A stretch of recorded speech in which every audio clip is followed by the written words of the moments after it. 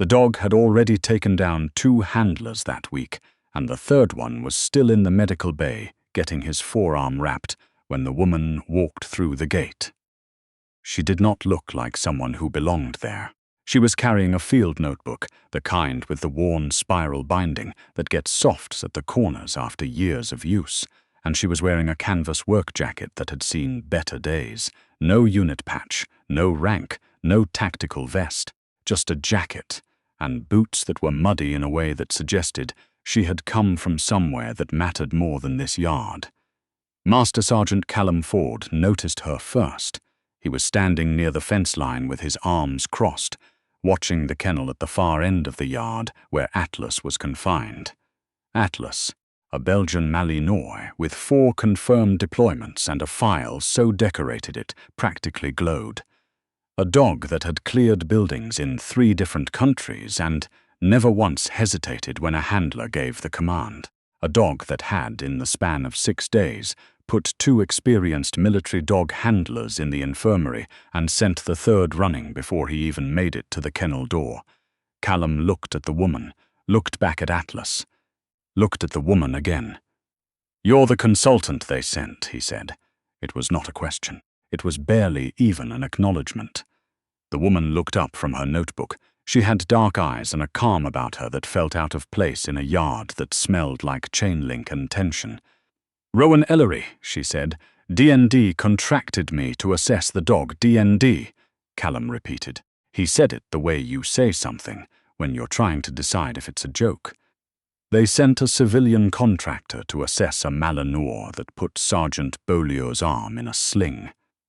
"2 slings," said Corporal Tate Ingram from behind him, not looking up from the clipboard he was holding. He tore both rotator cuffs. Callum did not look at Ingram. He kept his eyes on Rowan. "You have experience with working dogs?" "Some," she said. "Some." He nodded slowly, the way you nod when someone has just confirmed your worst suspicion. "Atlas has 4 combat deployments. He's a specialized air scent and apprehension dog, trained under a joint Canadian-American program. He has a threat response index in the top 3% of all service animals assessed in the last decade, and you have some experience." Rowan did not flinch. She was looking past him, toward the kennel. "What happened to his handler?" she said. The yard went quiet. Not completely. There was still the sound of the wind off the lake and the distant clang of something metal from the equipment bay. But the quiet between the people there thickened into something else. Callum's jaw tightened. Master Corporal Sean Greeley was killed in action 14 weeks ago. Greeley had been Atlas's primary handler for 3 years. Rowan wrote something in her notebook. "And in the 14 weeks since then," she said, "how many handlers have been assigned to Atlas?" 5, said Ingram quietly. Callum shot him a look. Ingram looked back down at his clipboard. 5 handlers, Rowan said, still writing, and he's responded to each one with aggression. "Escalating aggression," Callum said, his voice hardening.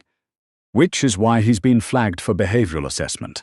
Which is why D&D brought you in. Which is why," he paused, "which is why we're standing here having this conversation, instead of me doing something more useful." Rowan capped her pen and tucked the notebook under her arm. "Can I see him?" It was not a question either. Callum studied her for a long moment. He was a big man, the kind of big that comes from years of actual physical work rather than a gym.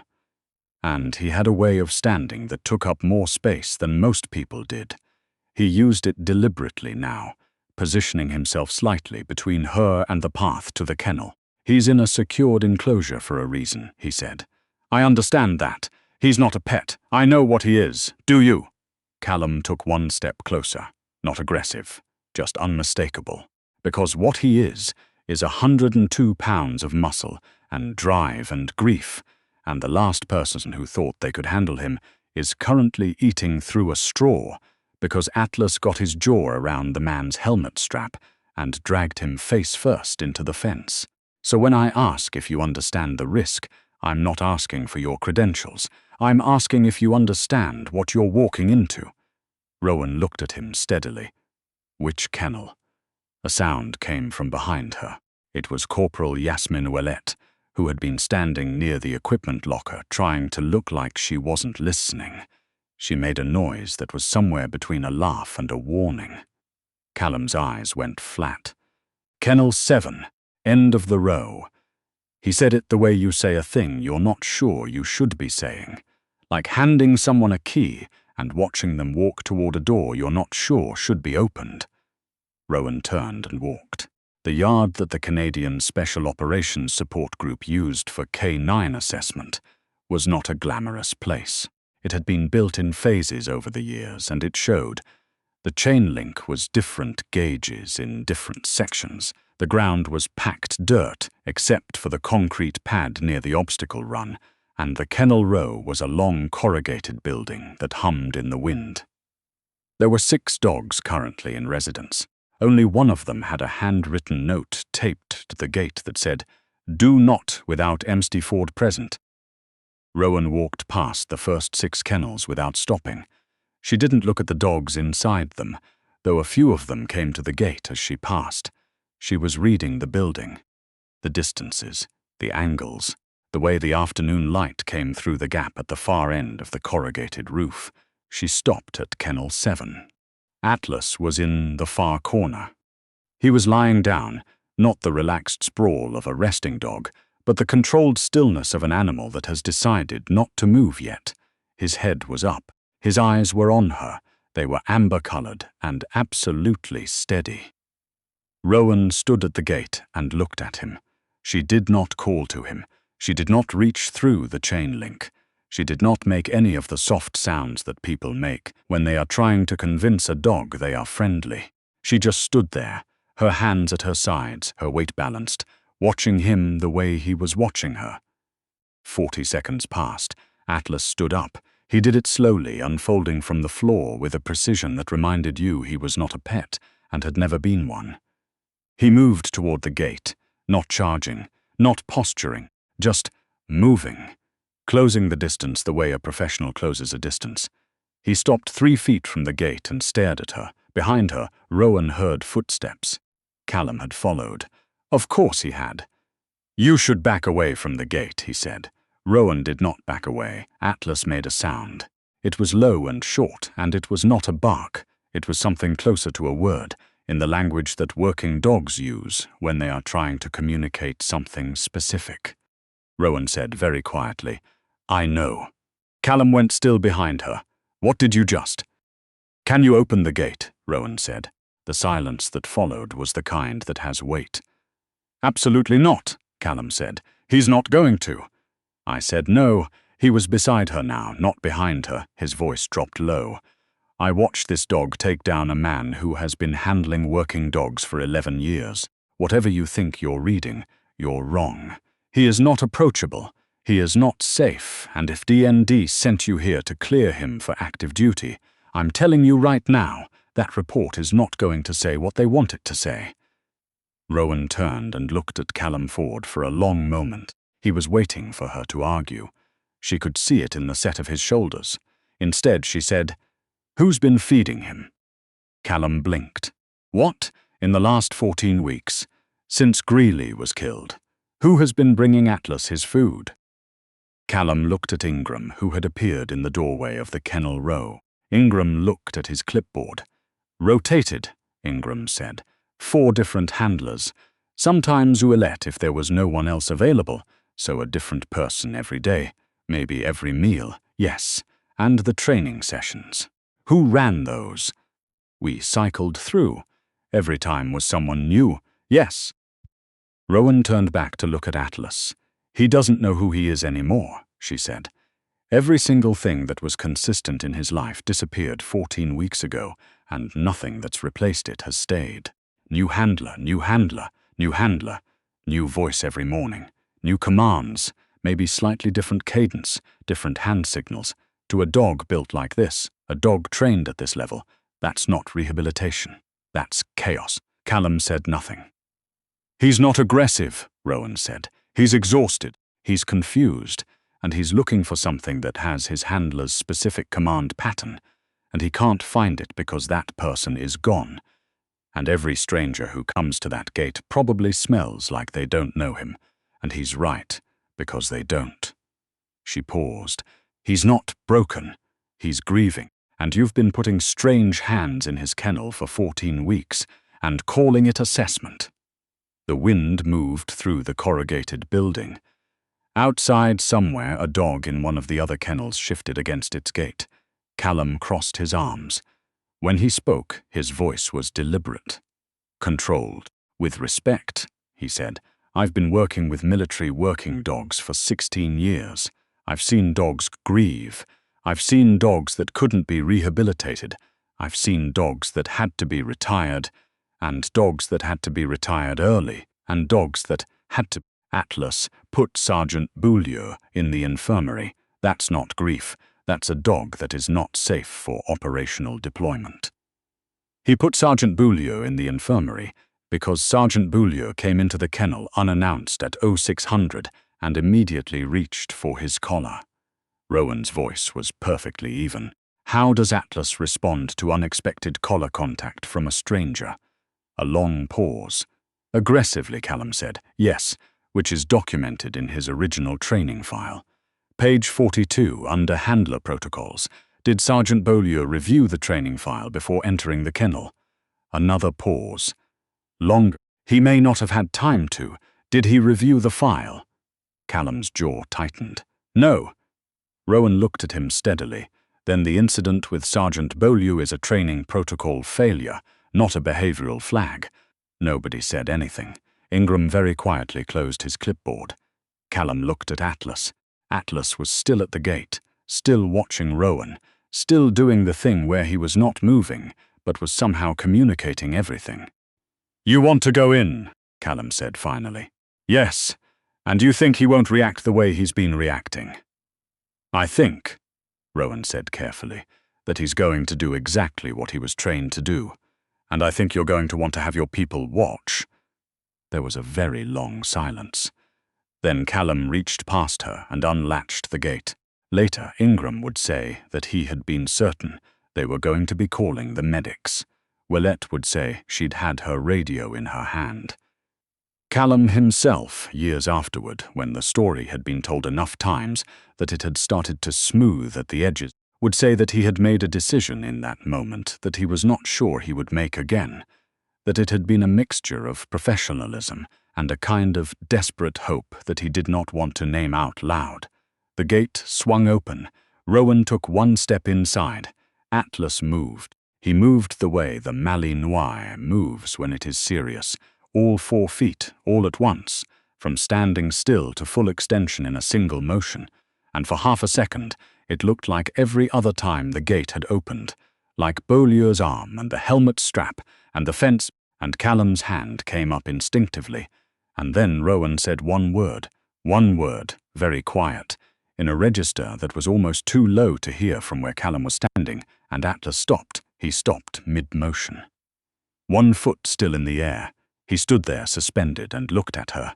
Then he sat down. He sat down in front of her the way a well-trained dog sits when it has received a command from someone it trusts completely, with its back straight and its ears forward and all of its attention in one place. He looked up at her with those amber eyes, and something in his posture changed. Something in the line of his shoulders, the angle of his head, and it was so different from what he had looked like for the past 14 weeks that Ingram actually said out loud, "What in the?" Rowan crouched down. She put her hand on Atlas's head, not on his collar, not on his scruff, not on any of the places that a stranger would reach, on the top of his head between his ears, in the specific way that someone reaches for a dog they have touched 10,000 times before. Atlas leaned into her hand. He made the sound again, the low, short sound that was not a bark. Callum stared. "He knows you," he said, and then, slower, "He knows you." Rowan was looking at Atlas. Her hand was still on his head. She did not look up when she spoke. "His name wasn't always Atlas," she said. "When he was 8 weeks old, they brought him to a breeder-trainer program in Barrie, Ontario. I was the one who did his foundational work. 18 months, all the early imprinting, scent protocols, basic obedience, the initial drive assessment. I was the one who taught him his first commands. She said the word again, the quiet one, and Atlas shifted his weight and then lay down across her feet. All 102 pounds of him, just settled. I handed him to the program when he was 20 months old, she said. They matched him with Greeley. That was 3 years ago. She paused. I hadn't seen him since. At Rowan, at Atlas. At Atlas again. He remembered, he said. Working dogs don't forget their first handlers, she said. It's not sentiment, it's architecture. The neural pathways built during foundational training are some of the most durable in a working animal's brain. He recognized my voice, my cadence, the way I give commands. She was quiet for a moment. I probably smell like the place where he learned everything. Callum sat down on the bench inside the kennel that no one had actually sat on in 14 weeks. He put his elbows on his knees and looked at the ground. Nobody spoke for a while. Greeley talked about him, Callum said eventually. Not often, but sometimes. He said Atlas was different from other dogs he'd worked. Said there was something in the way the dog operated that felt like working with a person. Like the dog had opinions. He does, Rowan said. He had them at 8 weeks. Callum was quiet again. What do you need? He said. Rowan looked up from Atlas for the first time in several minutes. Time. Consistency. 1 point of contact for the next 60 days minimum. Not rotated, not shared. The same voice every morning, the same command patterns, the same handler for every meal and every training block, and access to his original training documentation so that whoever takes the primary role can rebuild the pattern he's looking for. And if we can't provide 60 days, then you're looking at retirement. Which is a shame because there are maybe 3 dogs in this country right now with his operational profile. She looked at Atlas. He's not done. He just needs someone to show up and stay. Callum looked at her for a long time. You have a contract with D&D, he said, for the assessment. Yes, the assessment is done, apparently. He was quiet then. What does your contract look like for the next 60 days? Rowan looked at him. Atlas lifted his head from her feet and looked at Callum too, and for a moment the two of them, the dog and the woman, were looking at the same man with something that felt improbably like the same expression. That would depend, she said, on whether D&D wanted to extend it. Callum stood up from the bench. He straightened his jacket. He looked at Atlas one more time, at the dog that had put 5 handlers in varying states of injury, that had been 2 steps from a retirement recommendation, that everybody in that building knew was a euphemism, lying across the feet of a woman in a muddy canvas jacket like he was home. Ingram, he said. Ingram appeared immediately in the kennel doorway. Master Sergeant, get me the contracting officer on the line. Yes, Master Sergeant. And get someone to fix that latch on gate 7. It sticks. Yes, Master Sergeant. Callum looked at Rowan one more time. He did not say anything right away. He was a man who had spent 16 years in a world that measured everything. Reaction time, scent accuracy, training compliance, operational outcome, and he was doing something that did not fit naturally into that framework, which was acknowledging that he had been wrong. He extended his hand. Rowan took it. You should have led with the Barry program, he said. You wouldn't have let me in the gate, she said. A pause. No, he said, I wouldn't have.